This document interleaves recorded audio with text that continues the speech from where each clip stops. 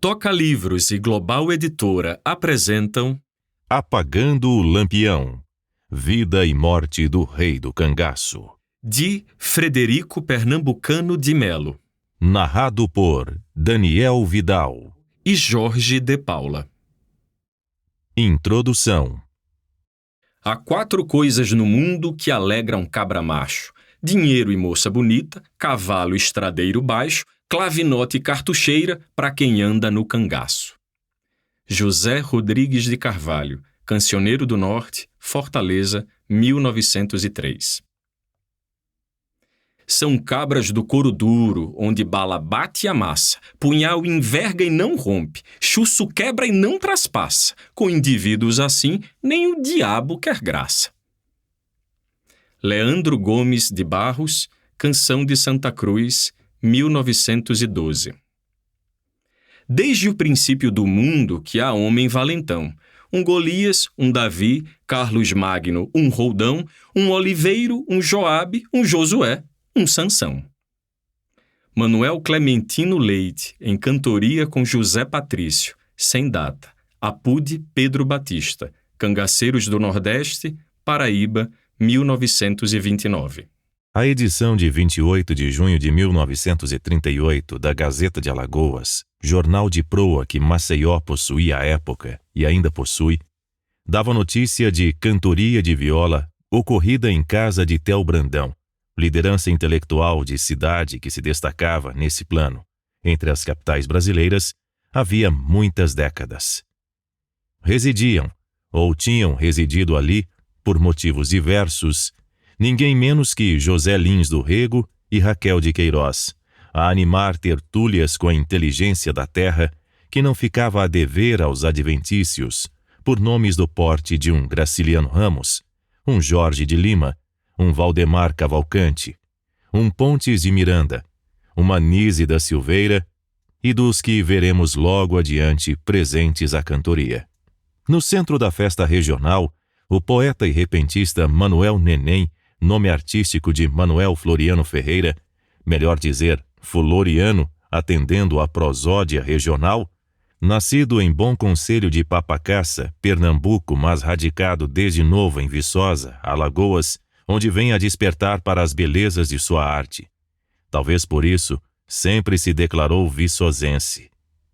A frequência à casa de Brandão depõe em favor da qualidade de quem era considerado o melhor cantador do sertão alagoano, como o apresenta a Folha, que diz ter o poeta versejado por 3 horas, fazendo louvores aos presentes, cantando a vida de Lampião, improvisando uma interessante história do mundo, compondo martelos sobre os cavalheiros e senhoras que o ouviam, oferecendo assim oportunidade a todos de conhecerem a poesia sertaneja em sua rusticidade e beleza.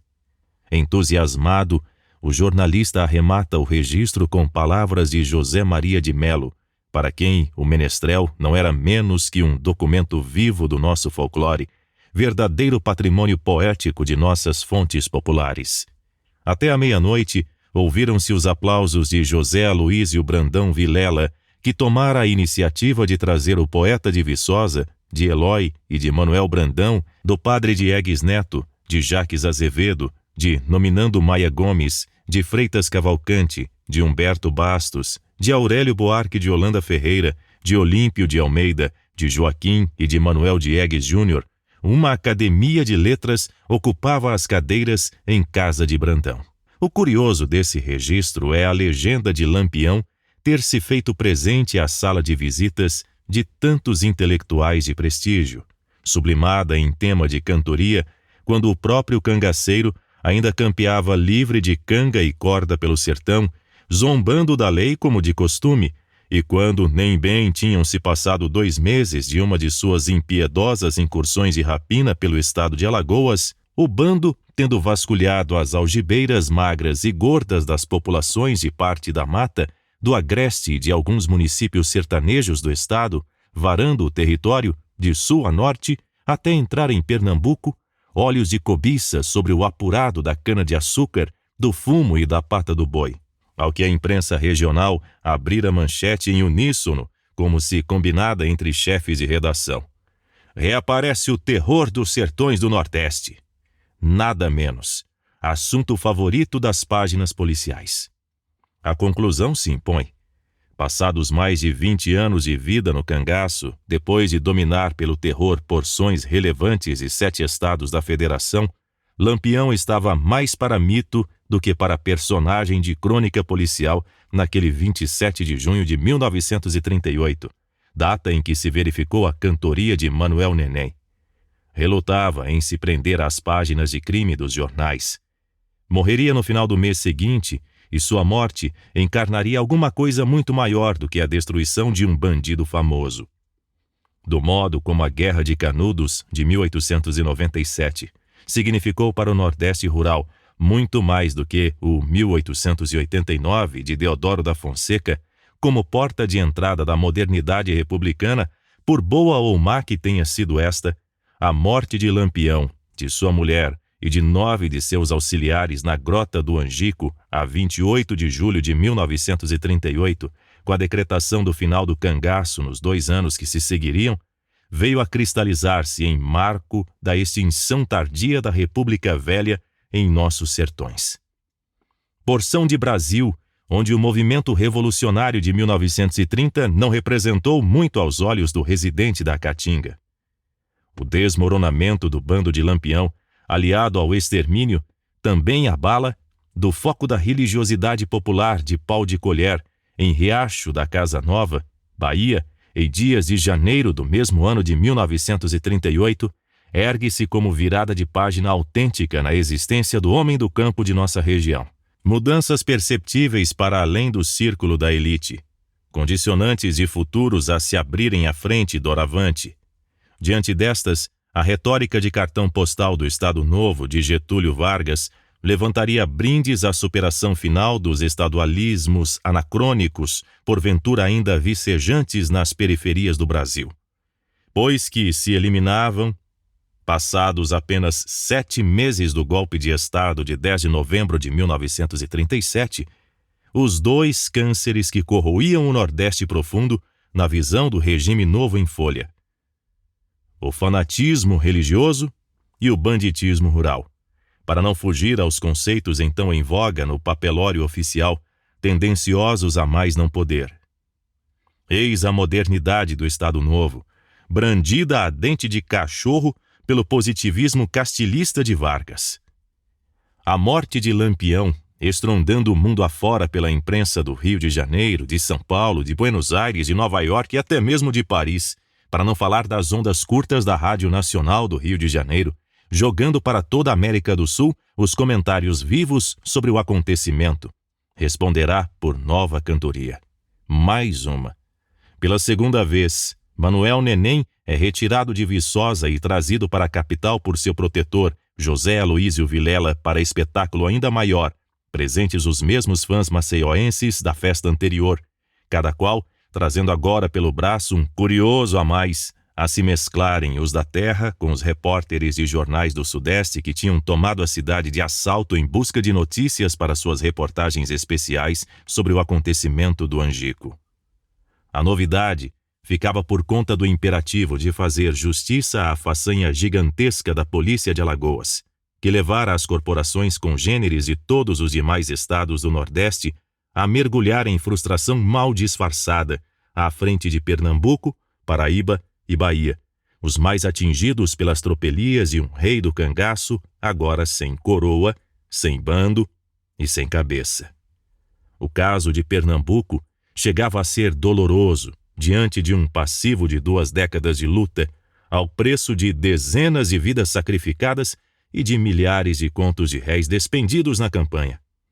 Cantoria iniciada, impõe-se enaltecer o valor guerreiro da vítima e aquilatar esse mérito indiscutível, quando posto em cotejo com a orientação moral dada pelo cangaceiro à sua existência, tudo confluindo para o propósito que se apossava de todos, o de consagrar as armas alagoanas com maior propriedade. Vem o mote, apregoado por Vilela para toda a sala: apagaram o Lampião. O bardo de Viçosa não decepciona. Os repentes, vão saindo com a espontaneidade que lhe era própria. O copista pelejando para prender tudo no papel. De muitos anos atrás que o nosso sertão sofria de uma fera bravia com seus leões voraz. Tirou do sertão a paz, plantou a conflagração, estragou todo o sertão. Essa fera horrenda e bruta, com 20 anos de luta, apagaram o Lampião. O Lampião se acendeu, todo o sertão pegou fogo, outro mais terrível jogo nunca houve igual ao seu. Dizem que agora morreu pro bem da população. Findou-se aquele dragão, pela força alagoana, graças à mão soberana, apagaram o Lampião. Chegou muito telegrama contando esse ocorrido, que Lampião com os bandidos perderam a vida e a fama. Acabou-se a cruel chama, findou-se a conspiração. Haja festa no sertão, dê vivas toda pessoa que a polícia de Alagoas apagou o Lampião. Lá no estado de Sergipe, ele sempre se escondia. Mas quando Deus quer um dia, não há mal que não dissipe. Quem souber me participe como apagaram o vulcão. Se foi Deus com sua mão que mandou a trovoada com uma chuva de rajada apagar o Lampião. Eu agora estou ciente que isso por Deus foi mandado. Anjos em vez de soldados, um santo em vez de um tenente, agarraram ele de frente, sem ter dele compaixão. Com raio, corisco e trovão, fuzilaria e rajada, nessa horrenda trovoada, apagaram o Lampião. Nunca mais há de acender o tal Lampião falado. Na capital do estado, sua cabeça se vê, pro governo conhecer sua terrível feição e dizer: este é o dragão, forte, cruel e valente, porém mandei minha gente e apagaram o Lampião. O mote desdobrava título de artigo de Bastos Tigre, nome de guerra de Manuel Bastos Tigre, publicitário premiado, satírico incorrigível, poeta, compositor, humorista e filósofo do cotidiano, reproduzido na imprensa de todo o país na virada de julho para agosto de 1938. Nossa fonte sendo o diário O Imparcial de Salvador, Bahia, edição de 2 de agosto, para quem desejar ler o escrito por inteiro, em que o precursor de Milor Fernandes alertava os nordestinos para os malefícios que estariam por se abater sobre a região em decorrência de estar chovendo na Caatinga e de Lampião ter sido morto. Bem ao seu estilo, fechava o artigo Apagou-se Lampião com palavras de denúncia sobre 2 reivindicações que vinham expondo cronicamente o Nordeste à censura da opinião pública nacional, em vista da decorrência com que eram brandidas sobre o país, apontadas pelo articulista como pés de cabra para arrancar verbas públicas, a indústria da seca e a indústria do cangaço. Para o Brasil, o banditismo e a seca são males necessários. Abria Tigre, sem esconder a que vinha. Ai do sertão, se os 2 fenômenos desaparecessem totalmente. Aumentava o mistério, esclarecendo com uma pergunta. Sem seca para combater e sem bandidos a perseguir, quem se lembraria nas capitais de que o sertão existe? Vinha a ilustração. Como esses mendigos de porta de igreja, que cultivam a chaga da perna para que não feche, assim deve o sertão cultivar a seca e alimentar discretamente o cangaço, porque eles é que lembrarão às gentes do litoral a necessidade de tocar para o oeste a locomotiva civilizadora. A carga maior de ironia ficava reservada para o fecho do artigo à guisa de advertência. Chove no Nordeste e foi morto o Lampião. Vocês, sertanejos, precisam tomar as providências. As coisas não vão indo bem. O livro que se vai ler é estudo que nos tomou muitos anos sobre a morte de Lampião, porventura o assunto mais controvertido da história do cangaço, com uma dezena de publicações a respeito. Escritos valiosos, na maioria, mas que deixam em aberto boa parte do complexo de causas sociais, econômicas, políticas e até tecnológicas que confluíram para o desfecho de 1938. A deficiência provindo, em dose maior, da ideia entranhada na região de que todos os acontecimentos do cangaço possam encontrar explicação bastante no próprio universo sertanejo. Suficientismo de vistas baixas que nos remete para o caso do historiador que malha em ferro frio sobre a história do Brasil por não conhecer a de Portugal. Cada tópico do episódio que ecoou o mundo afora se abre em armadilha para o pesquisador, a ponto de nos trazer à mente verso com que outro repentista extraordinário, Pinto do Monteiro, converteu a si mesmo na imagem do perigo, fazendo uso de cores bem sertanejas. Eu sou um pé de cardeiro na beirada do riacho, com um arapuá por cima e um rolo de cobre embaixo, um mangangá se arranchando, só vem a mim quem for macho. O quadro é preciso nas tintas. Reproduzi-lo aqui vale por homenagem deliberada do autor deste livro àqueles que se debruçaram sobre o tema com a coragem de enfrentar-lhe a complexidade, arrostando paixões que se inflamam a cada ano decorrido do acontecimento. Paixões que, longe de arrefecer, parecem cristalizar-se em desafio permanente, convertendo o tema em campo minado.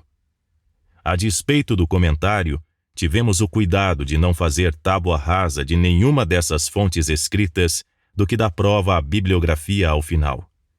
A todas analisamos demoradamente, demora de anos, as obras que chegaram ao cardeiro e as que deste sequer se aproximaram.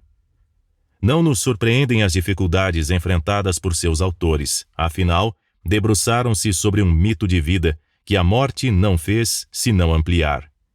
Dos mais complexos exemplos do processo psicológico de sublimação de perfil humano que o Brasil pôde ver em sua história, esse de Lampião. Nos anos 1930, para sair do abstrato, pulularam lampiões por todo o Brasil e até mesmo no estrangeiro, o cognome arrebentando o substantivo próprio, dilatando-o em comum e o convertendo em sinônimo perfeito de salteador rural. Sob a manchete, o Lampião de São Paulo, o Diário de Pernambuco, de 24 de agosto de 1935, ocupava-se de certo Aníbal Vieira, que acaba de escapar de cerco na Fazenda Nova Granada, esclarecendo que o bandoleiro assim conhecido costuma atuar no município de Olímpia, à frente de um grupo de cangaceiros.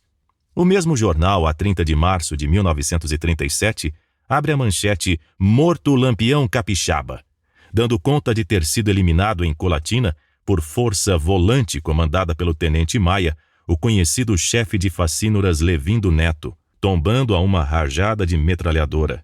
No mês seguinte, a 13, a revista nacional A Noite Ilustrada do Rio de Janeiro registrava a morte em combate de José Queiroz de Quadros, ou José da Cunha, ou José Polaio, que se intitulava O Lampião do Paraná, mais feroz e mais temido de que o capitão Virgulino, o autêntico Lampião. E não se tratava de aparição recente. Há muito tempo, várias cidades do estado do Paraná viviam alarmadas com as tropelias de quem, em suas andanças, zombava da polícia que, por mais esforços que envidasse, não conseguia prendê-lo. Em maio de 1939, a 19 do mês, tombava em combate o Lampião do Mato Grosso, Silvino Jaques, famigerado pelos saques e crimes de sangue com que mantinha em polvorosa os municípios de redor de Bela Vista, na fronteira com o Paraguai havia 10 anos. O jornal A Tarde de Salvador resenhava o episódio final na edição de 29.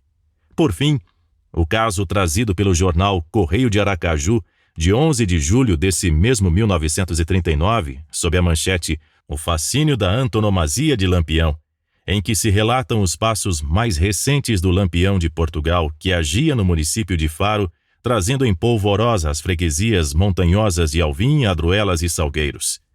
Mencionando os estados do Rio Grande do Sul, de São Paulo e do Mato Grosso, a Folha fechava a matéria sustentando que apareceram outros bandidos que, com grande orgulho e garbo, se deram também a antonomasia de Lampião, restando claro que o célebre cangaceiro criou discípulos e êmulos até no estrangeiro. Como nos pareceu adequado, o ponto de partida do trabalho atual foi a biografia compacta Quem Foi Lampião, que publicamos em Zurique, Suíça, em 1993, e que chegou a uma terceira edição esgotada há alguns anos. Eis aí um dos motivos do aproveitamento. No plano do testemunho de época, trazendo novidades ao que agora vem a ser os 4 capítulos iniciais do livro atual, agigantam-se 3 contribuições de primeiríssima ordem. 1. A de José Alves de Barros, o Zé Saturnino, ou Saturnino da Pedreira, apontado invariavelmente por Lampião como seu inimigo número 1, que nos confiou em entrevista gravada na sua fazenda Maniçoba, à sombra da Serra Vermelha em Serra Talhada, no ano de 1970, revelações corajosas, por vezes contra si, somente agora trazidas à luz, sobre o nascedouro das questões que envolveram seu maior desafeto no município de origem de ambos. 2. O esclarecimento que nos deu, nesse mesmo ano de 1970, o coronel Audálio Tenório de Albuquerque, chefe político de Águas Belas, agreste meridional de Pernambuco, amigo muito próximo de Lampião, sobre o arranjo secreto que livrou o governador Estácio de Albuquerque Coimbra da presença do já então rei do cangaço em seu estado de Pernambuco, empurrando-o para a longa sobrevida na Bahia do colega e amigo Francisco Marques de Góes Calmon, no meado de 1928, presente de grego, compreensivelmente mantido à sombra até agora por solicitação da fonte. 3. Os detalhes do dia a dia do cangaço ao tempo de Lampião, que nos trouxe o ex-cangaceiro Miguel Feitosa Lima, amigo de mocidade do tropeiro Virgulino e de toda a família Ferreira, convertido no medalha do bando entre os anos de 1922 e 1925, depois de passagem breve pelo grupelho de Clementino José Furtado, o Quelé, antes que este trocasse o punhal pelo sabre, cooptado pelo sargento de volantes pelo governo da Paraíba. A lista completa dos depoentes acha-se no final desta parte. A biografia suíça, assim enriquecida com vistas ao aproveitamento atual, seguem-se 6 capítulos, com a tentativa de devassa que promovemos sobre o combate de 28 de julho de 1938, somente ao leitor cabendo avaliar o resultado. Com tantas e tão expressivas novidades, fica claro que o livro que se vai ler representa uma obra nova, não simples reedição. Há mais a dizer.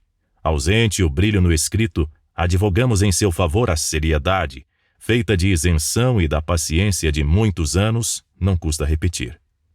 Houve fonte testemunhal que perseguimos, a palavra é essa mesmo, por quase 25 anos antes que conseguíssemos ouvi-la. É o caso do coiteiro, depois soldado volante, Sebastião Vieira Sandes, o Santo, do apelido na caserna. Perseguição iniciada no ano de 1978 em seu endereço do Farol em Maceió e concluída em São Paulo, para onde veio a se mudar com a família e de onde nos veio o telefonema surpreendente do final de 2003, em que ele recordava o compromisso espontâneo que assumira conosco a partir daquele ano, repetido em diversas ocasiões por seus parentes, a modo de estribilho. Sebastião manda dizer que não tem nada contra o senhor, e até o conhece. O que se passa é que, como sobrinho neto da baronesa de Água Branca, ele não fala sobre uma história em que nunca deveria ter se metido. Mas se um dia falar, será o senhor, ele garante. Prometeu e cumpriu. Indiferente a ofertas de vantagem da parte de mais de um pesquisador, manteve a palavra de sertanejo. O depoimento precioso compensou a busca, coroada finalmente de êxito, quando o colhemos em 3 dias de gravação na cidade da Pedra de Delmiro Gouveia, Alagoas, graças a encontro organizado por seu parente Eliseu Gomes Neto, a quem ficamos a dever não só as finezas de anfitrião, como a paciência de servir de testemunha da primeira à última palavra captada, em dispêndio de um tempo que lhe era precioso como autoridade pública estadual à época. Valeu o esforço. Depois de 65 anos completados naquela oportunidade, chegava-se a uma hipótese plausível quanto à autoria material da morte de Lampião, embora não se restringisse a tanto o objeto do estudo em que estávamos empreendendo. Quanto a nós ainda, dada a responsabilidade profissional, somente consideraríamos confirmada a hipótese 10 anos depois, tempo no qual submetemos os fatos a todos os filtros históricos de que pode se valer um historiador, não nos bastando a confissão emotiva, vistas baixas, mãos crispadas, colhida no fecho do longo depoimento. Confissão. Como nos acudiu no primeiro momento, coincidente com o que nos soprara o coronel Audálio Tenório de Albuquerque no ano de 1970, como pista puxada por ele dos cochichos derradeiros com um parente e amigo íntimo, coronel José Lucena de Albuquerque Maranhão. Comandante do 2º Batalhão do Regimento Policial Militar do Estado de Alagoas, com sede em Santana do Ipanema, por ocasião do combate do Angico, cochichos, recolhidos, a bem dizer, no leito de morte do oficial que se verificou no apartamento do primeiro, no edifício Capibaribe, Rua da Aurora, Recife, a 19 de maio de 1955. E que dissera Lucena a Audálio que o matador de Lampião fora um dos guarda-costas do aspirante Francisco Ferreira de Melo, mas não tinha sido o soldado de número 145, Antônio Honorato da Silva, como a imprensa da época assoalhara. Quando, em 1978, descobrimos que não tinham sido muitos, mas apenas 2, os guarda-costas do aspirante na campanha contra o cangaço, fomos em cima do que permanecera à sombra por disposição de vontade. E não era outro senão o Cabo Santo, à época com pouco mais de 60 anos, residindo em Maceió. Começava a busca pelo contato. No ano mesmo de 1978. Mostra-se sintomático que o aspirante Ferreira, na entrevista mais completa que deu à imprensa sobre sua vida de chefe de volantes contra o cangaço, concedida ao jornalista Antônio Sapucaia e publicada no jornal Gazeta de Alagoas, edições de 12 a 14 de dezembro de 1965, além de reproduzida a 12 de maio de 1966 pelo Correio Brasiliense, tivesse mencionado elogiosamente e por extenso apenas o nome de um de seus auxiliares. Suas palavras: Sebastião Vieira Sandes, conhecido por Santo, meu compadre e um dos mais corajosos milicianos que conheci. Palavras ditas sobre um rapaz de apenas 22 anos de idade, em 1938.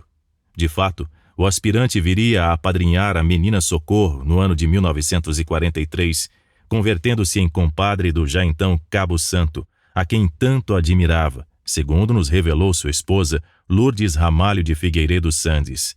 Informação generalizada entre os soldados volantes que combateram no Angico diz respeito a ter sido Santo quem decepou a cabeça de Lampião com o próprio facão deste, retirando-lhe o lenço jabiraca do pescoço e recolhendo as mais de 30 alianças de ouro da presilha que prendia o tecido, o chamado cartucho. A exemplo do que se passa no futebol, em que cabe ao autor do gol apanhar a bola no fundo da rede e não a outro qualquer, no cangaço a autoria definida da morte credenciava o responsável ao privilégio de cortar a cabeça da vítima. Uma precedência natural, quando mais não fosse, para fundar a certeza de que sobreviveria à promoção de patente por ato de bravura, os exemplos são inúmeros. Para não falar do tiro com que foi abatido o cachorro Guarani, único de Lampião naquela quadra, sabidamente dado por Santo. Ou a apropriação da pistola Luger Parabellum do cangaceiro, além de valores em ouro e dinheiro. Tradição militar antiquíssima, essa da apropriação do espólio de guerra pelo combatente que o conquistasse em risco de vida, conservada no tempo e no lugar deste estudo, que não se aplicava ali tão somente quanto às armas longas militares, fuzis ou mosquetões, que cumpria fossem entregues ao superior em comando para que as encaminhasse à corporação. A considerar ainda em favor de Santo a remoção para Maceió, em fins desse ano mesmo de 1938, para integrar a guarda pessoal do governador do estado, federalizado à época em interventor, Osman Loureiro de Farias, com base em indicação feita pelo aspirante Ferreira. Ou ainda as palavras de Melquíades da Rocha, primeiro repórter da grande imprensa do Sudeste a chegar a Alagoas, e mesmo à Grota do Angico, para a cobertura do episódio de 1938, representando o jornal Diário à Noite do Rio de Janeiro, um dos maiores do país na ocasião. Após ter entrevistado o tenente Bezerra, foi ter com alguns soldados que tomaram parte na sangueira da Grota do Angico. Entre os mesmos, quero destacar aqui o de nome Antônio Honorato da Silva, o Noratinho, como é ele conhecido no seio da tropa, e os seus companheiros Sebastião Vieira Sandes e Antônio Bertoldo da Silva. O primeiro, segundo suas próprias palavras, ratificadas por vários de seus companheiros, fora o herói da sangrenta façanha, pois Lampião tombara em consequência de um tiro certeiro de seu fuzil. Quanto a Sandes e a Bertoldo, coubera-lhes, respectivamente, a honra da degola do rei do cangaço e a de Maria Bonita. Nas fotografias da revista semanal A Noite Ilustrada, Noratinho e Santo ocupam o centro de uma das imagens ladeados, em alguns casos, pelos companheiros Agostinho Teixeira de Souza e Abdon Cosmo de Andrade, este último permitindo-se o farsesco de servir de manequim para exibição à imprensa dos atavios tomados ao chefe cangaceiro, ao longo do ritual de exibição das cabeças, de cidade em cidade, nas comemorações do 1938. Quanto ao silêncio de mais de 60 anos sobre a autoria da façanha, o qual viria a quebrar somente às vésperas da morte, de que tinha perfeita consciência, desenganado que fora por médicos paulistas quanto a um aneurisma inoperável em vias de estrangular, a explicação de Santo nos põe diante da singeleza do menino sertanejo. O aspirante me disse que eu era muito novo para ficar um homem marcado e que Lampião possuía amigos muito poderosos, o que eu não desconhecia. Pensei na família. E pensou certo, cuidamos nós. O expansivo Noratinho, já como sargento reformado, seria morto de madrugada, com um tiro no peito dado de longa distância, no sítio em que residia no Tabuleiro dos Martins, Alagoas, no final de agosto de 1962, em circunstâncias misteriosas que levaram a revista ilustrada Fatos e Fotos, Brasília, Distrito Federal, número 84, de 8 de setembro de 1962, a abrir manchete vociferando a cisma geral: a vingança de Lampião. Depois de mais de 2 décadas de anonimato, Noratinho acabava de voltar à cena nacional pela mesma revista, número 61, de 31 de março de 1962, sob a manchete: Eu matei Lampião. Dessa vez, caindo no descuido de revelar onde morava e como ir até lá. Em 2003, precisamente de 8 a 12 de dezembro, quando levamos a efeito a entrevista com Santo, na Pedra de Delmiro Gouveia, este era o último dos que tinham assistido à queda do corpo de Lampião, para dizer menos. O coiteiro da delação fatal, Pedro Rodrigues Rosa, o Pedro de Cândido, aproveitado como cabo na polícia de Alagoas, fora assassinado a 22 de agosto de 1941 nos arredores de Piranhas, debaixo de circunstâncias de mistério equivalentes às da morte de Noratinho. Escuro da noite, facada no peito. Um menino tolo apontado como autor. O aspirante Francisco Ferreira de Melo, reformado como coronel da mesma corporação, falecera mansamente a 9 de março de 1967 aos 61 anos, em Pilar, litoral de Alagoas. Vela na mão. Agostinho Teixeira de Souza, soldado, e Zé Cocadinha, paisano contratado como volante, jamais deram notícia de si. Além dos nomes acima, ninguém mais vira a queda da águia no rol dos homens da lei. Somente Santo. A exclusividade duraria pouco tempo. A 2 de janeiro de 2004, menos de um mês transcorrido da entrevista que nos deu, Santo morria em São Paulo, confirmando a previsão que fizera. A Eliseu Gomes Neto e a nós, na despedida de 12 de dezembro, com a serenidade de quem convivera com a morte morrida e com a morte matada por toda a existência.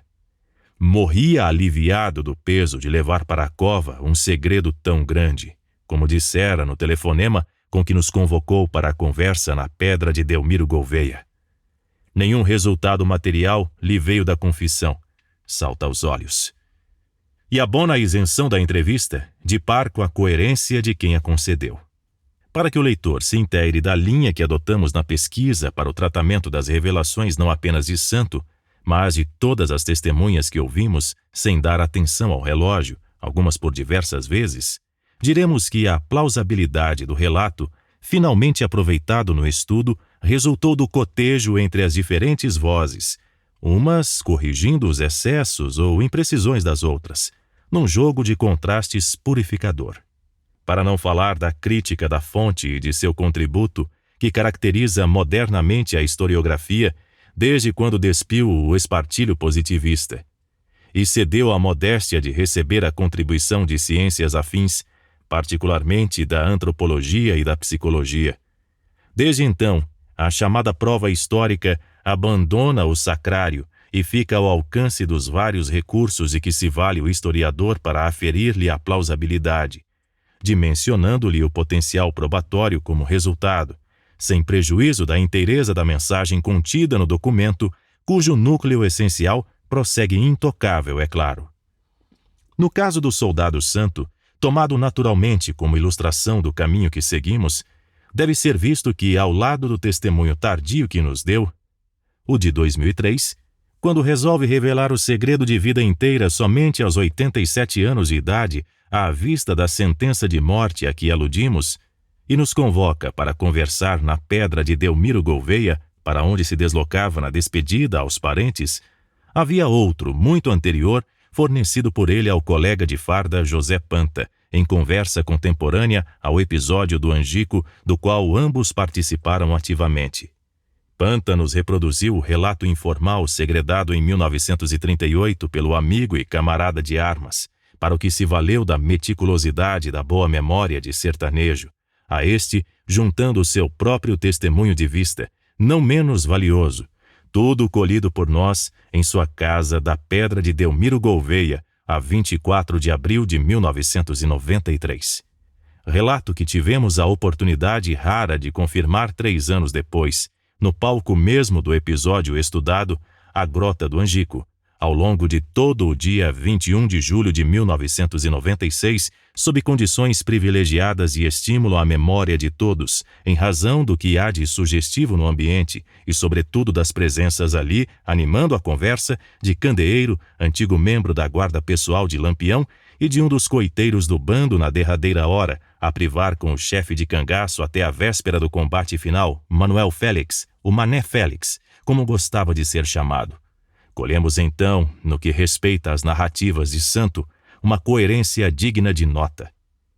Na ordem secundária, a conciliação de discrepâncias entre detalhes escolhidos nos testemunhos dados por Santo a Panta em 1938 e a nós em 2003, resultou da perícia científica de que falaremos abaixo, o testemunhal cruzando-se com o pericial em exemplo de como se vertebra a síntese histórica mais confiável, segundo entendemos. Ao lado do relato dos sobreviventes envolvidos no episódio, protagonistas na maior parte, mas não somente destes, também da poesia digesta, do jornal de época, da bibliografia especializada, do documento de governo ou do registro cartorial, com seus rarefeitos processos criminais conservados. Sabe Deus como? Nas comarcas sertanejas, a fotografia inscreve-se como fonte de primeira ordem no estudo presente. De todos esses mananciais lançamos mão aqui, e de outros tantos subsídios, alguns de menor formalismo científico, como a convivência familiar com figuras do ciclo estudado ou a vivência pungente das peculiaridades do meio social desenvolvido, e como que mumificado na caatinga ao longo de séculos, tudo confluindo para um saber de impregnação difusamente iluminadora dos fatos explorados na investigação que se vai ler. Cremos possível administrar a fluidez generosa dessas fontes especiais, sem prejuízo do que há de engomado na ciência histórica. Aproveitando a contribuição da antropologia, sem atropelar necessariamente os cânones que conferem à história, como pedra de toque, a segurança epistemológica.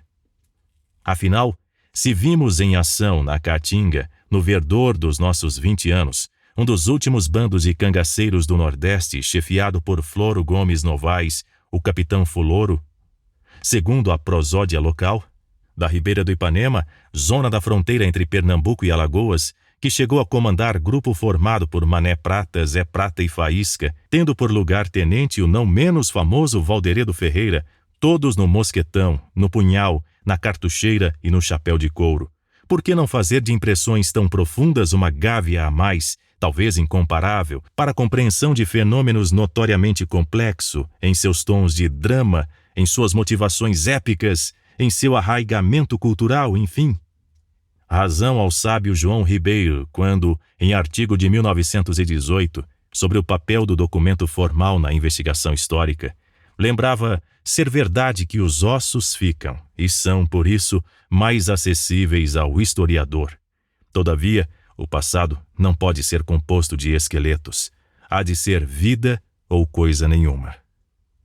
Aprendemos com Gilberto Freire a exercitar a promiscuidade no aproveitamento das fontes, atendendo a que umas corrigem as outras, ao historiador cabendo sopesar-lhes a força do discurso, graduando-lhes a contribuição para o produto final. A nenhuma recusando por princípio, mas somente depois de crítica detida, para o que existe de muitos anos a psicologia do testemunho para tomar esse recurso de prova como exemplo.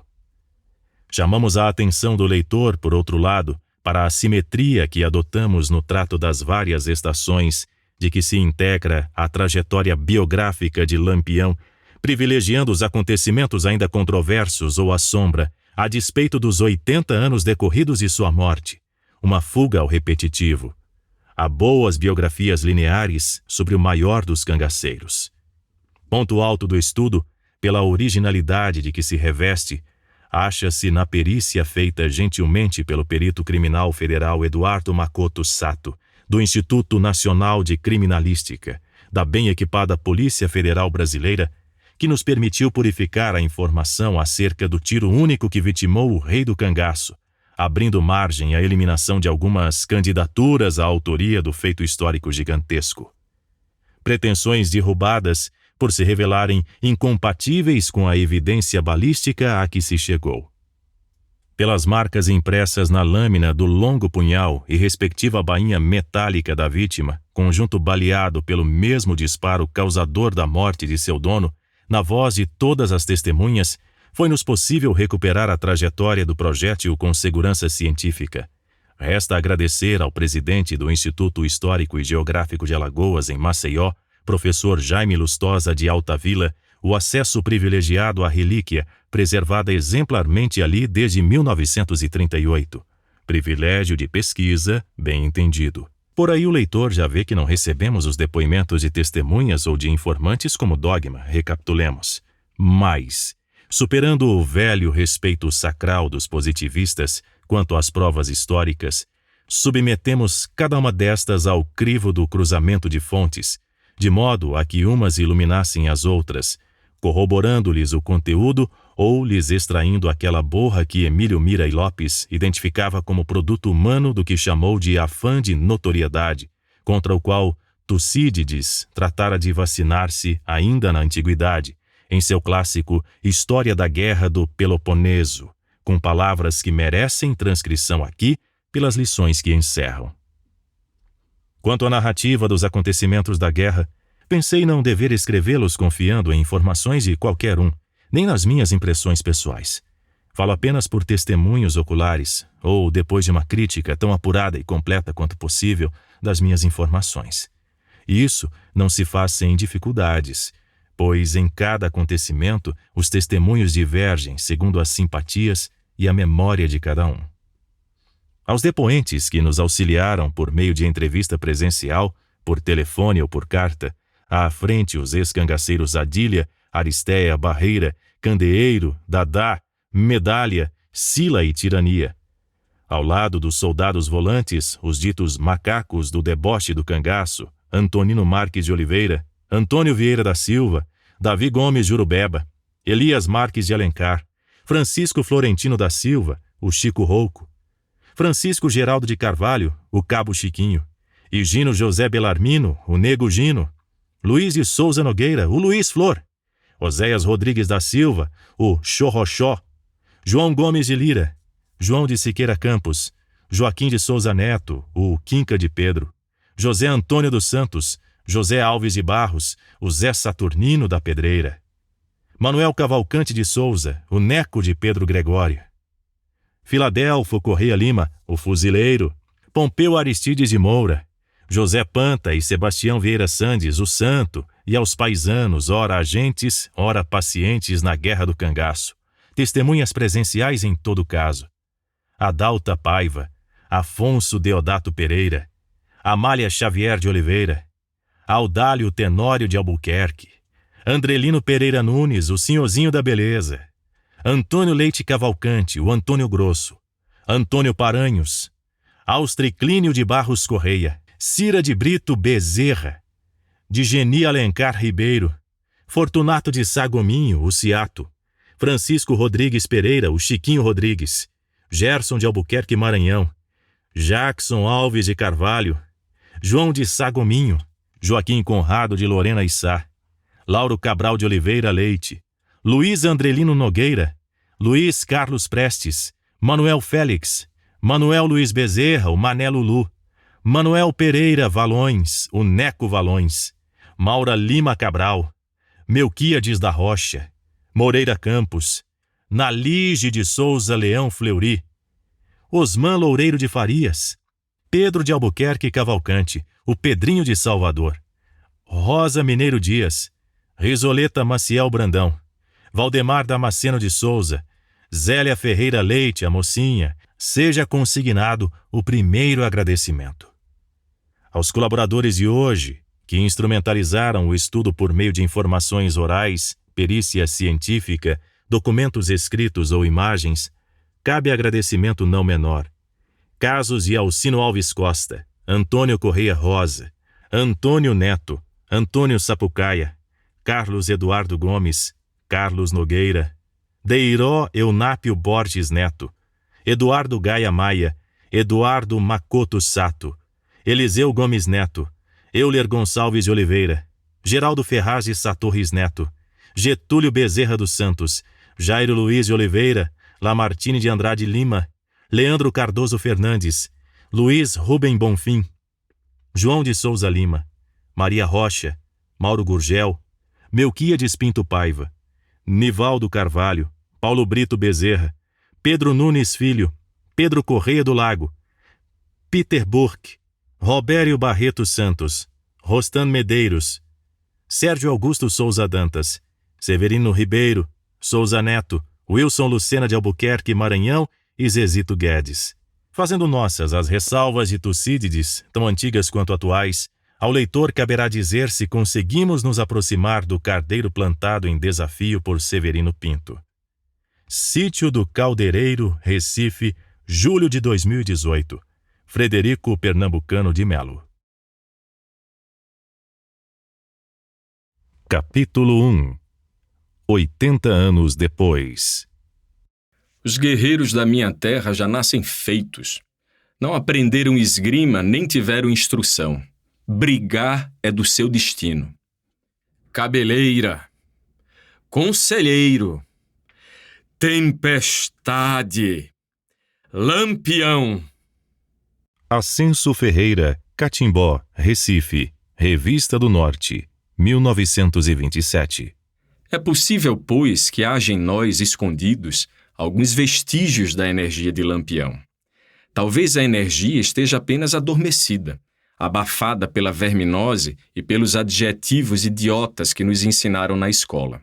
Graciliano Ramos, Novidade, Maceió, 1931. Há algum pensamento certo atrás dos óculos de Lampião.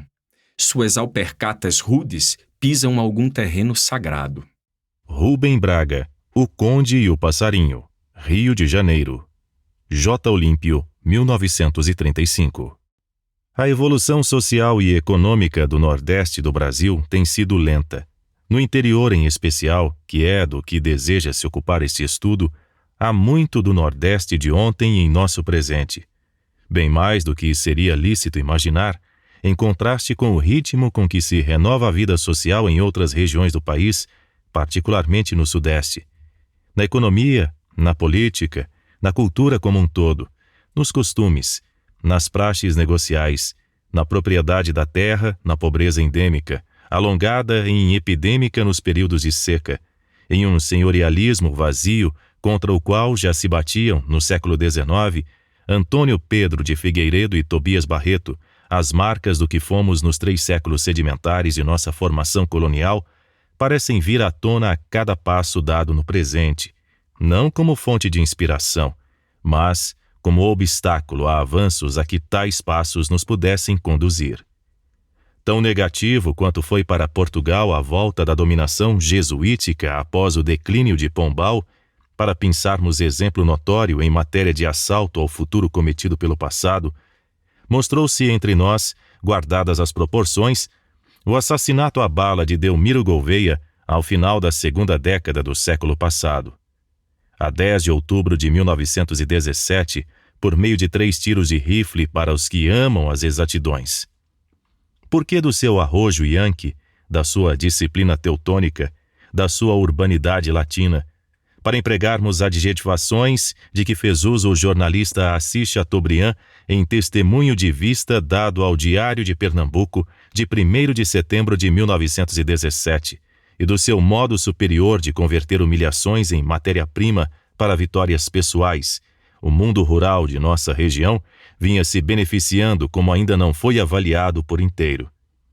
O farol aceso no interior pelo empreendimento da Vila da Pedra a partir de outubro de 1902, com sua abrangência vertiginosa de infraestrutura para a vida urbana, de água inicialmente a coletada em açude, depois a encanada por adução do São Francisco, vencendo 24 quilômetros de distância e permitindo a irrigação em pontos do trajeto. De energia elétrica, por fim a hidroelétrica, de estradas carroçáveis, em que os primeiros automóveis chegavam a desenvolver 50 km por hora, da mobilização de riquezas por meio de tropas de burro, depois por caminhões, das escolas gratuitas, das fossas sanitárias nas casas da Vila Industrial erguida em 1912, assistida esta por gabinetes médico, farmacêutico e dentário, do aprimoramento de linhagens genéticas na agricultura e na pecuária, até mesmo a suína, da revolução do uso da escova de dentes e do pente de cabelo pela matutada, ao lado da proibição complementar do turbante de uso das mulheres e da cusparada dos fumantes em área pública.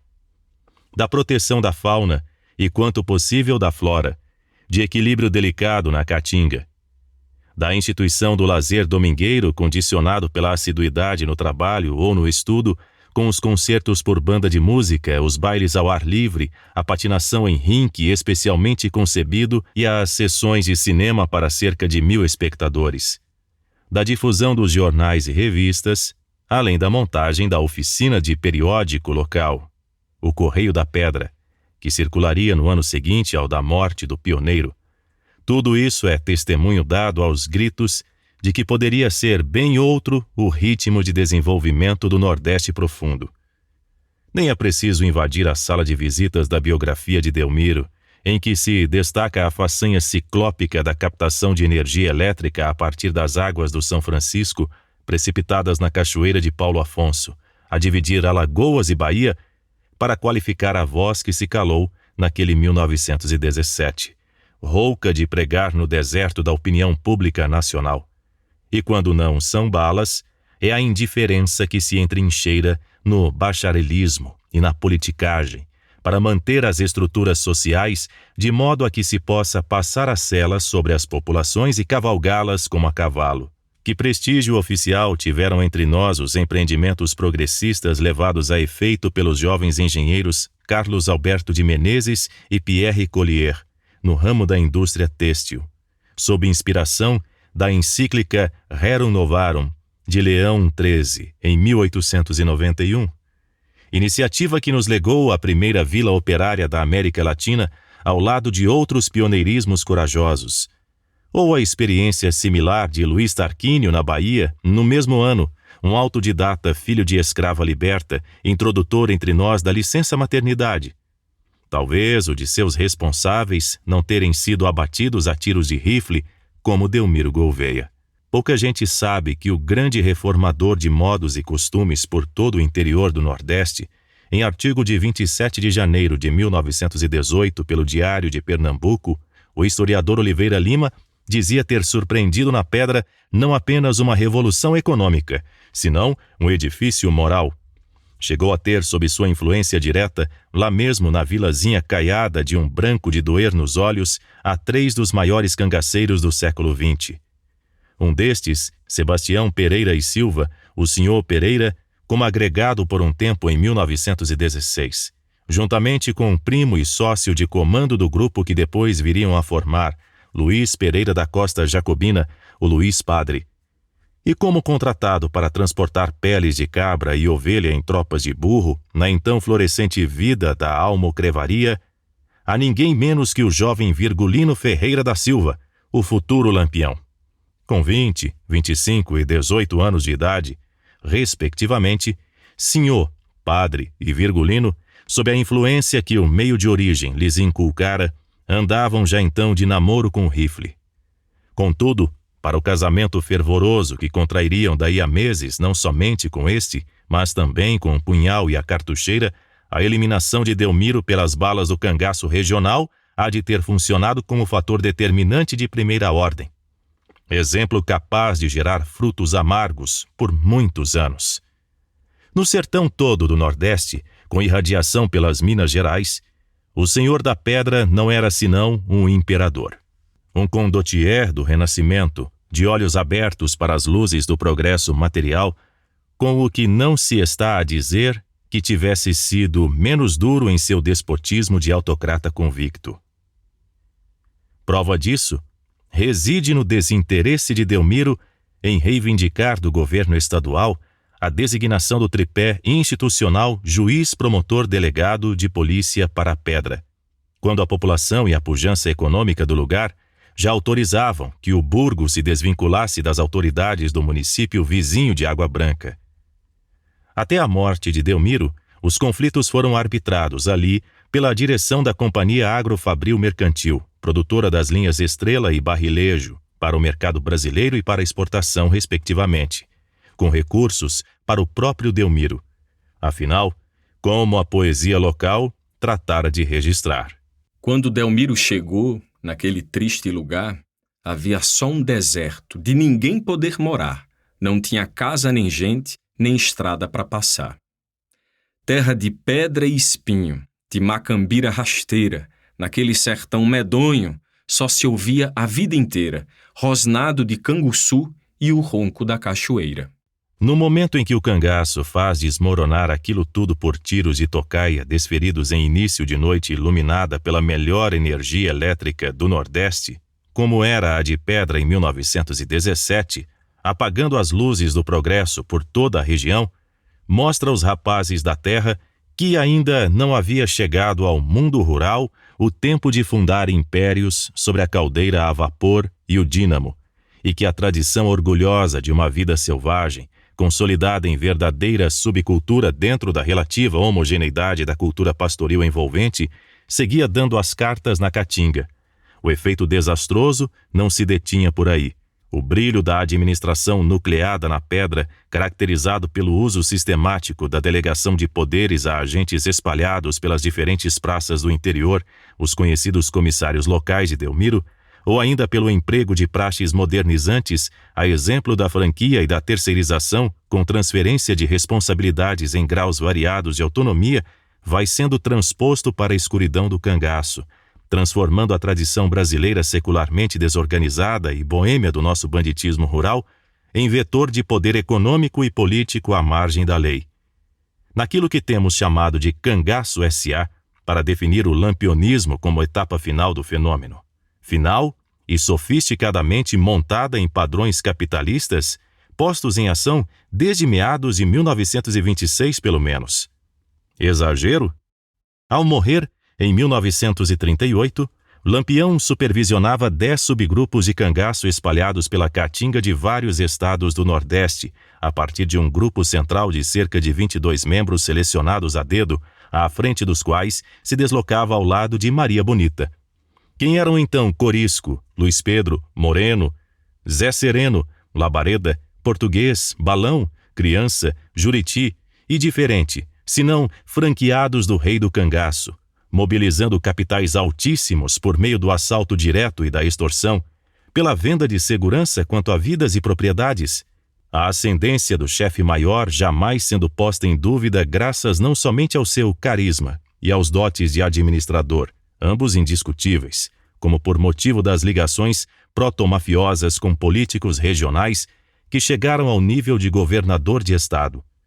Relações de silêncio das quais vinha a satisfação de uma logística pesada, difícil sobretudo no tocante à munição de guerra fora de comércio, necessária aos fuzis e mosquetões militares de última geração adotados pelo bando. Armas e balas mais modernas do que as de uso das polícias estaduais no período. Em artigo de outubro de 1938 para a revista carioca Diretrizes, sob o título sintomático de Dois Cangaços, Graciliano Ramos, um sertanejo visceral, queixava-se de que o cangaço é hoje muito diferente do que era no fim do século passado, ou já no princípio deste século. referindo-se, é claro, à virada entre os séculos XIX e XX, contrasteava necessariamente os períodos anterior e posterior à chegada de Delmiro ao sertão em 1902, com o início da disseminação do delmirismo por todo o Nordeste. Delmirismo que iria fornecer o instrumental necessário para que o lampiõismo fosse empinado nos anos 1920 e 1930. Graciliano cravava no ponto ao sustentar sobre a conduta dos cangaceiros que os métodos antigos divergiam dos presentemente adotados. Em vida, a racionalidade cosmopolita trazida do Recife por Delmiro influenciou futuros capitães de cangaço que residiram ou trabalharam na pedra enquanto ainda paisanos. Lições presenciais, cotidianas, mexendo com todos os aspectos da vida social e econômica, ministradas por empresário irrequieto, dinâmico, preciso e contundente nas ordens dadas aos gritos, a se movimentar por todos os setores da vila em ritmo que nada tinha de sertanejo. Yankee, como flagrou Assis Chateaubriand. Ao tombar assassinado, seu corpo se faz bandeira de que o cangaço seguiria como presença ativa na sociedade sertaneja ainda por muito tempo, pelo menos até a morte de Corisco em 1940, como sabemos, contribuindo para que o fenômeno alcançasse uma sobrevida indesejável de quase 3 décadas, quando poderia ter sido atalhada em 1917. Uma sobrevida caracterizada pela expansão das correrias selvagens e pela organização empresarial que se fizeram marcas do lampiõismo. Eis por que nos debruçamos aqui sobre o significado histórico do visionário da pedra para o semiárido brasileiro. Com ele, foi enterrada a possibilidade de termos um século XX praticamente livre de cangaço. Visitemos as origens desse universo de ressonâncias épicas à flor da pele. Nos primórdios da vida social sertaneja, ao longo dos séculos XVII e XVIII, de forma generalizada, e mesmo de boa parte do XIX, em bolsões remotos, a vida da espingarda não se constituía apenas em procedimento legítimo à luz das circunstâncias, mas em ocupação francamente preferencial. O homem violento, afeito ao sangue pelo traquejo das tarefas pecuárias e adestrado no manejo das armas branca e de fogo, mostrava-se vital a um meio em que se impunha dobrar as resistências do índio e do animal bravio como condição para o assentamento dos currais de gado, embrião das fazendas de criar. Naquele mundo primitivo, o heroísmo forjava-se pela valentia revelada no trato com o semelhante e pelo talento na condução cotidiana do empreendimento pecuário. Nas festas de apartação, também denominadas de partilha, em que se engalanavam as fazendas no meado do ano, um e outro desses valores, é dizer, valentia e talento, precisavam somar-se para a produção ou confirmação de heróis pela via da vaquejada bruta, a chamada pega do boi, corrida pelo homem nos couros e por dentro dos paus da caatinga mais cerrada, ou depois, muito tempo depois, pela via da corrida de Mourão, expressão moderna em que se estilizou a lúdica sertaneja da derrubada do boi a partir do final do século XIX. O tombo já não mais se destinando à ferra em brasa, assinaladora da propriedade no pasto comum, e sim, cada vez mais, apenas para as moças verem. A vaquejada como esporte popular em nossos dias, quando já não mais existem os tratos de léguas e caatinga bruta de outrora. Sobre a realidade primitiva, há versos de Gesta que valem por um retrato sociológico, como os de Francisco das Chagas Batista. Ali se aprecia muito um cantador, um vaqueiro, um amansador de potro, que seja bom catingueiro, um homem que mata onça ou então um cangaceiro. Em torno do meado do século XIX, começando a ordem pública a deitar seu longo braço no sertão, o que se vê é a criminalização paulatina do viver pelas armas, no plano da administração da justiça, correndo em paralelo com a superação no tempo do estilo de vida selvagem que vinha dos primeiros momentos da colonização.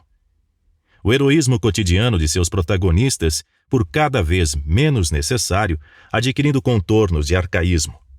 Data daí o emprego solto das expressões nativas cangaço e cangaceiro, para amaldiçoar modo de vida e seu agente, tornados incompatíveis com um tempo social em que não mais se podia viver sem lei nem rei, na forma do apanágio vulgarizado entre as gerações que se sucederam desde o momento inicial da penetração das terras do Nordeste profundo. É tempo de abrir parênteses para dizer que ambos os conceitos parecem derivar da palavra canga, peça de madeira com que se sujeita o boi pelo pescoço, fazendo-o puxar carro ou peso diverso. Antes de significar uma forma de vida ou profissão, o primeiro destes designava o conjunto necessariamente volumoso do equipamento que o bandido sertanejo carregava a tiracolo sobre o corpo, a receber do paisano a variante pejorativa de galinheiro. Galinheiro do cabra, como se dizia sobretudo no Ceará.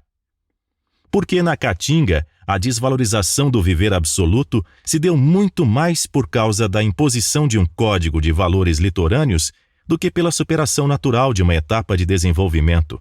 O sertanejo relutou em deixar de amar os bons velhos tempos em que não se precisava esperar pela justiça pública para rebater as afrontas. Tempos em que a guerra e a vingança privadas se mostravam mais simples e fáceis de compreender como procedimentos punitivos, como mecanismos provedores de uma ordem, o seu tanto bárbara, porém real, eficaz, direta como a lâmina do punhal de que tantas vezes se valeu, aliás. Relatando façanhas do chefe cangaceiro Antônio Silvino, imortalizado pela poesia de gesta como Rifle de Ouro e Governador do Sertão, Leandro Gomes de Barros consegue sumariar, em 3 estrofes de ocasiões distintas, essa justiça sui generis tão da nostalgia do sertanejo. Onde eu estou, não se rouba, nem se fala em vida alheia, porque na minha justiça não vai ninguém pra cadeia, paga logo o que tem feito com o sangue da própria veia. No Bacamarte eu achei leis que decidem questão, que fazem melhor processo do que qualquer escrivão. As balas eram os soldados com quem eu fazia prisão. A minha justiça é reta para qualquer criatura. Sempre prendi os meus réus em casa muito segura, pois nunca se viu alguém fugir de uma sepultura. Por tudo isso, não é de estranhar que o cangaço tenha sido uma forma de vida orgulhosa, ostensiva, escancarada, até mesmo carnavalesca, como a imprensa disse por vezes, notadamente em razão do traje, inconfundível no apuro e nas cores vivas. Ou da música, o chachado, sincopado como um tiroteio. Ou ainda, quanto à dança conexa a este, a pisada. Dança só de homens, perfilados em 2 filas indianas, a evoluírem em paralelo, ou uma contra a outra, até os cabeceiras se encontrarem, baterem as alpercatas e recuarem sem perder o passo. Diversamente do que se tem reproduzido de forma estilizada em apresentações de arte nos dias atuais, em que a mulher se faz presença ativa. Licença compreensível. A sociedade do interior abonava o cangaço de forma platônica, a despeito do caráter criminal declarado pelo oficialismo, sobretudo o litorâneo, com as populações indo ao extremo de torcer pela vitória dos grupos com que se simpatizavam, como se dá hoje com os torneios esportivos, guardadas as proporções. A legenda dos capitães de cangaço ia sendo esculpida de forma sedimentar pelos versos dos cantadores de pátio de feira, emboladores e cegos rabequeiros, todos dispostos a glosar a última façanha de guerra do grupo de sua preferência. Também a literatura impressa se encarregava da formação de imagem por meio do folheto estampado em xilogravura singela, o que se tem chamado eruditamente de literatura de cordel. De início, cabia situar o bandoleiro em seu pasto de origem ou de atuação, como fez o poeta anônimo do quartel final do século XVIII com o bárbaro e cruel matador José Gomes, o Cabeleira, finalmente enforcado no Recife em 1786, como veremos adiante. Lá na minha terra, lá em Santo Antão, encontrei um homem feito um guaribão. Pus-lhe o bacamarte, foi direto ao chão. Um século depois, contemporaneamente à maior seca de todos os tempos, a de 1877-79, o alagoano João Jaqueira traçava a geografia do poder fora da lei, partilhado naquele momento de fome entre os grandes do Punhal e do Bacamarte. Foi aí que os cangaceiros caíram no gado sem dó, Calango no Cariri, Sereno no Piancó, Barbosa em todo o navio, Antônio Grande em Mochotó. Ao lado desses nomes, fizeram-se notáveis as gestas de um jesuíno brilhante, dos Viriato, dos irmãos Guabiraba, do ex-escravo Rio Preto, de Cassimiro Honório, nome de guerra de Cassimiro Gomes da Silva, de André Tripa, de Jeremias dos Santos, de Vicente do Areal, de Antônio Silvino, de Antão Godet, de Cocada, de Tempestade, de Senhor Pereira e de Luiz Padre, para não falar na de Lampião e, por fim, na de Corisco, todas de abrangência espacial e intensidade difíceis de avaliar porque montadas boa parte em oralidade que não chegou ao papel. A importância do registro ressalta da riqueza poética, por vezes musical, da tradição sertaneja do Nordeste, não apenas presente, como exacerbada ao máximo nas correrias do cangaço, chegando a se erguer à condição de crônica paralela dos fastos épicos de um chão tardiamente feudal. Crônica confiável até mesmo como fonte para o historiador interessado na dimensão humana dos fatos, a perda da precisão dos registros dando-se apenas nas passagens, fáceis de identificar, em que se derramava o enaltecimento mais desabrido de virtudes guerreiras. A pabulagem, quando posta na boca do próprio louvado. 2 exemplos bem expressivos do passo seguinte na construção de gesta. Eu tocaio como onça, salto em cima como gato, rastejo como cachorro, rasteja bicho no mato, brigo a tiro e a ferro frio, caindo dentro de um rio, eu nado mais do que um pato. E sou capaz de apostar, salto com qualquer veado, venço serpente no bote, novilho estando acuado, a onça em sagacidade, o trem em velocidade, comigo corre atrasado. No plano da crônica dos acontecimentos, é difícil apontar feito d'armas ou de galanteria que não madrugasse na feira seguinte de vilarejo próximo, traduzido em repente fanhoso de cantador, com direito a ornato de viola, rabeca ou pandeiro. Com poucos dias, espalhava-se por toda uma ribeira em folhetos cuspidos da prensa oportunista do poeta com tombo de empresário e já estabelecido em centro de maior clientela. Um João Mendes de Oliveira, por exemplo, que encimava a oficina de versos no Juazeiro do Padre Cícero com placa onde se lia, além do nome, a condição funcional, historiador brasileiro.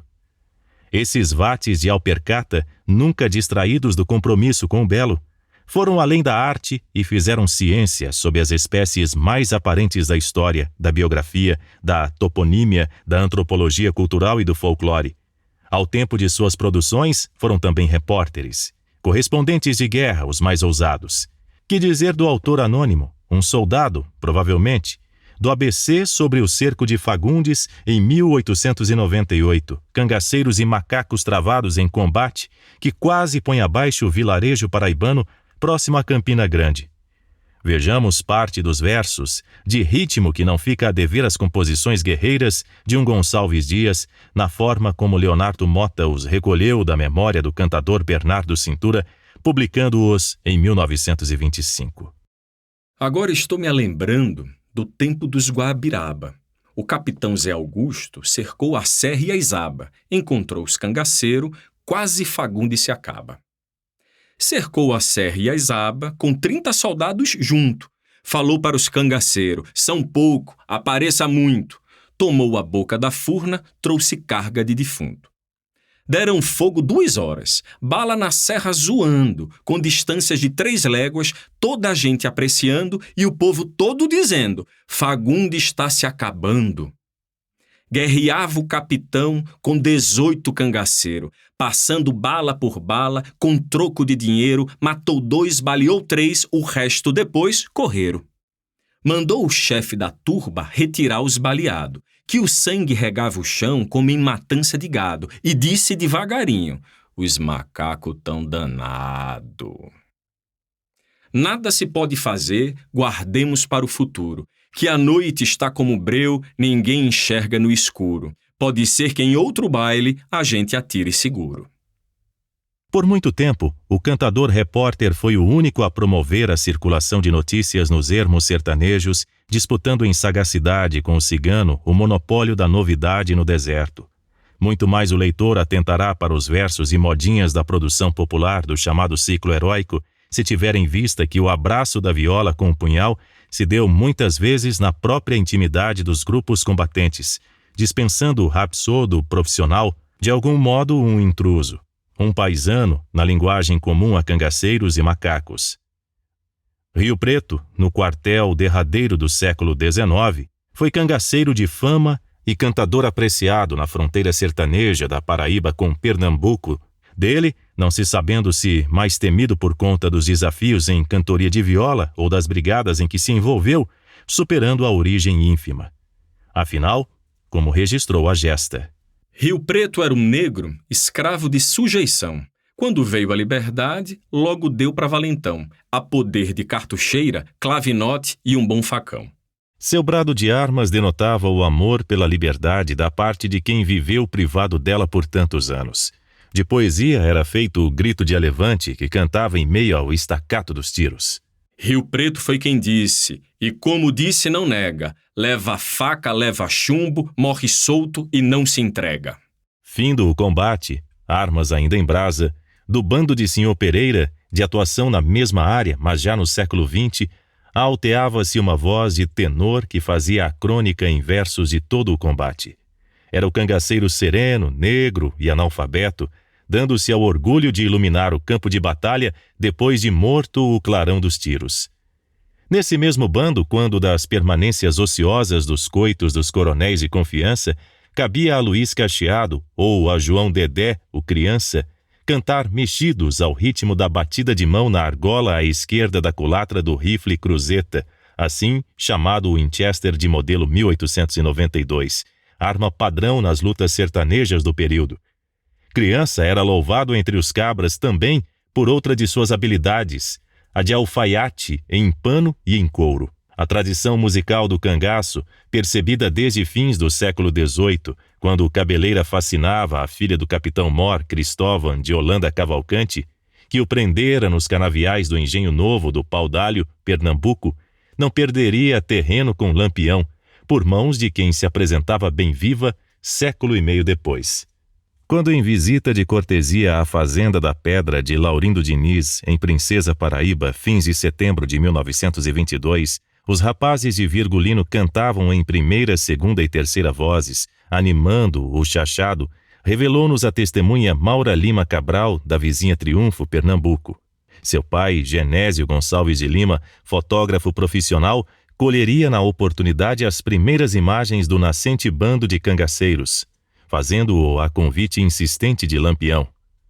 Há de ter tido motivos o folclorista cearense Leonardo Mota, quando disse em seu livro Sertão Alegre de 1928, Lampião tem a volúpia da espetaculosidade.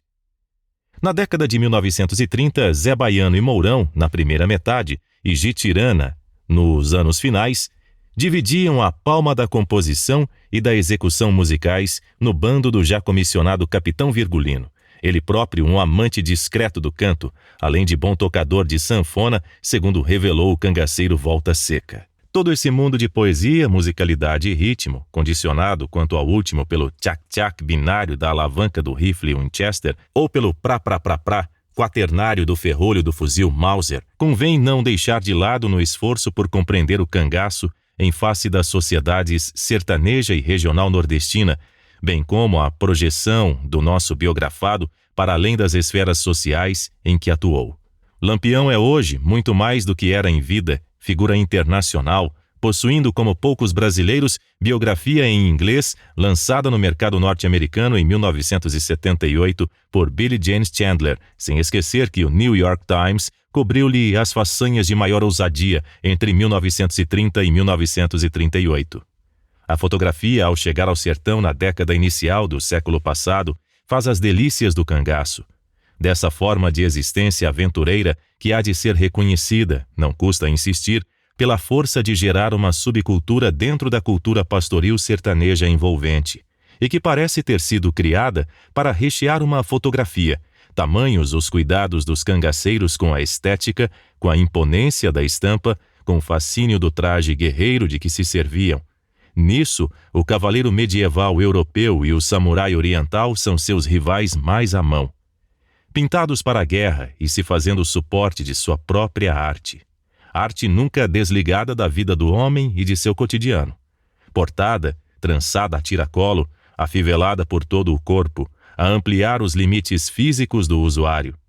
arte de projeção do homem, como a definiu Gilberto Freire ao se referir à arte nativa do Brasil, cultuada por nossos índios antes de se descaracterizar frente aos padrões europeus que nos brandiu a educação religiosa jesuítica ou oratoriana desde os primórdios da colonização.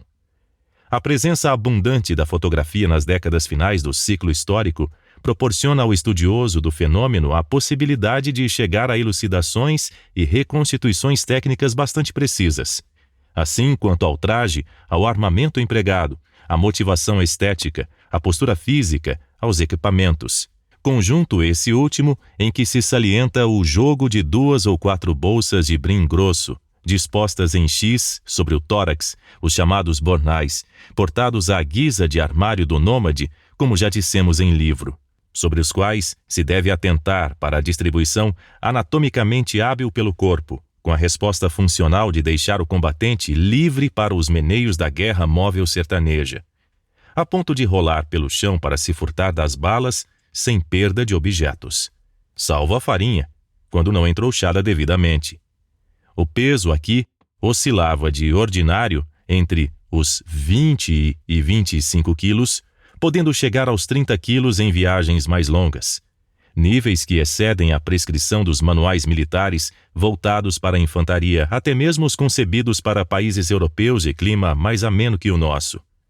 Em visita pacífica à Capela, Sergipe, novembro de 1929, em meio à viagem que o trouxera dos sertões baianos, Lampião permite a pesagem de seu equipamento, satisfazendo prazerosamente a curiosidade popular que o rodeia na ocasião.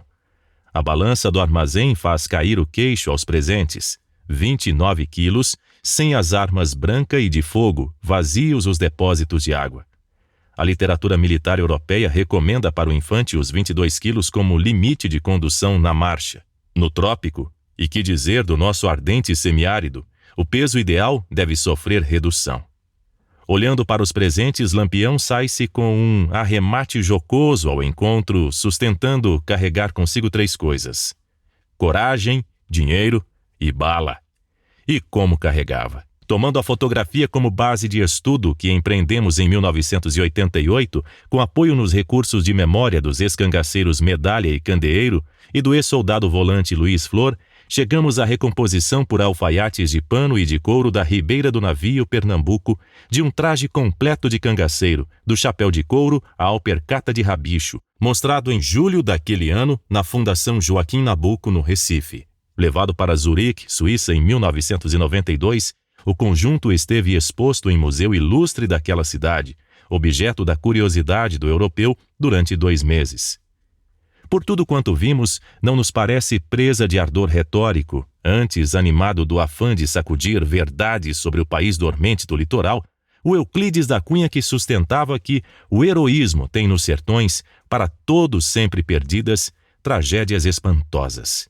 Uma destas, a que o cronista insuperável chamou de martírio secular da terra, atendendo ao desequilíbrio dos elementos naturais, à frente à distribuição irregular das chuvas no espaço e no tempo.